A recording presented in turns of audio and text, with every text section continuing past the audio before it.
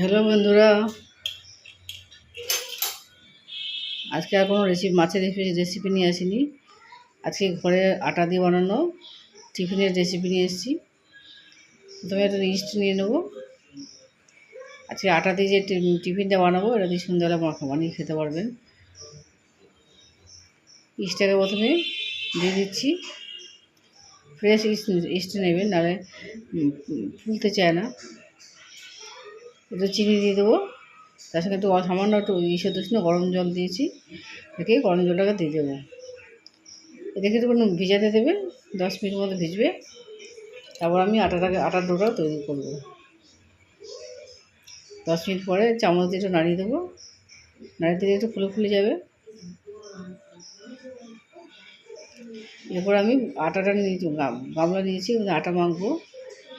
1 বাটি আটা নিয়েছি। ঘরে সামান্য ময়দা নয়, এটা আটা আছে, আটা দিয়ে বানাবো। সামান্য নুন দিয়েছি। ইস্টটা যে ভিজিয়েছিলাম সেই ইস্টটাকেও দিয়ে দিচ্ছি। এবার ভালো মতো ইস্টটাকে চামচ দিয়ে ভালো করে মিশিয়ে নিতে হবে, আটার সঙ্গে ভালো করে মিশিয়ে নিতে হবে। এই একই রেসিপিটা আপনি ময়দা দিয়ে বানাতে পারেন, যে দেখুন ময়দা খুবই ক্ষতিকর একটা বিষয়, সেই জন্য ময়দা সেই জন্য আপনার আটা দিয়ে বানাতে পারেন, কোনো ক্ষতি হবে না। আস্তে আস্তে জল দিয়ে আমি ভালো করে মাখতে থাকবো। যদি হালকা উষ্ণ গরম জল যদি দিতে পারেন ভালো হবে, আর যদি হালকা দুধও দিতে পারেন তাহলে তো আরও টেস্টি হবে। দিয়ে ভালো করে একটু কাদা কাদা টাইপের মেখে দেবো। বেশি টাইট করে আটা যে মাখি, আটা টাইট করে মাখবো না। আমি ঘি দিয়ে এটাকে মাখিয়ে নিচ্ছি। আপনারা যদি পারেন সাদা তেল দিয়ে তৈরি করবেন, বেশি করে দিতে তেল লাগবে একটু। আমি এটা ঘি দিয়ে সামান্য দেখে দিচ্ছি। আস্তে আস্তে করে নরম নরম করে মাখতে হবে।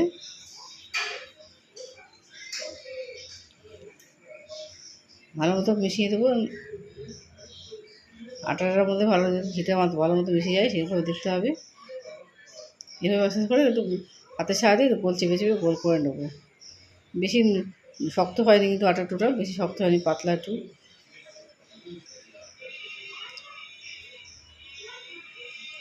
এভাবে চেপে চেপে একটু মেখে নিচ্ছি। এবার আলাদা একটা পাত্রে নেবো, একটু গাটার মধ্যে সামান্য তেল মাখিয়ে দেবো। এটাকে ঢাকা দিয়ে রাখি, বেশ কিছুক্ষণ রাখতে হবে।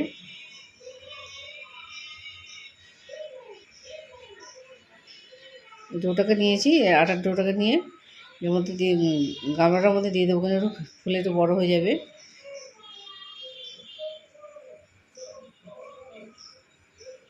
বড় বাটিটার মধ্যে নিয়ে নিলাম, দিয়ে এভাবে ভালো করে একটু গোল করে দেবো, দিয়ে ভালো করে একটু ঢাকনা দিয়ে দিতে হবে। ঢাকনাটা ফুটোটাকে বন্ধ করে দেবেন। প্রায় 2 ঘন্টার মতো আমি রেখে দিয়েছিলাম। 2 ঘন্টা পরে এভাবে দেখবেন, এবার হাতে এত নরম হবে, হাতে উঠে আসবে, এত নরম হবে। এভাবে হয়ে গেছে। আবার একটু হাতে তেল নিয়ে নেবো। তেল নিয়ে আমি আবার ডোটাকে তৈরি করবো।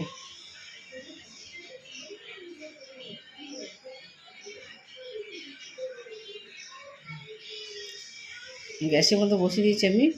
এটার মধ্যে আমি একটা বান টাইপের বানিয়ে দেবো।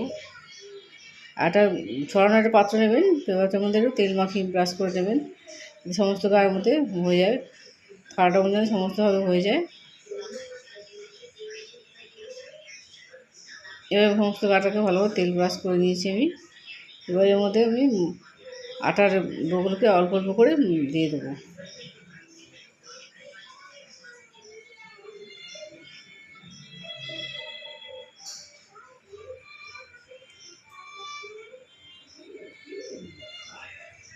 তুমি এইভাবে দিয়ে দেবো, তারপরে হাতের সাহায্যে বা চামচের সাহায্যে গোল করে নেবেন।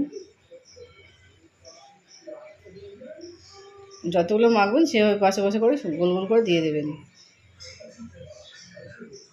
এগুলো খুবই নরম হয়, হালকা হয়ে যায়।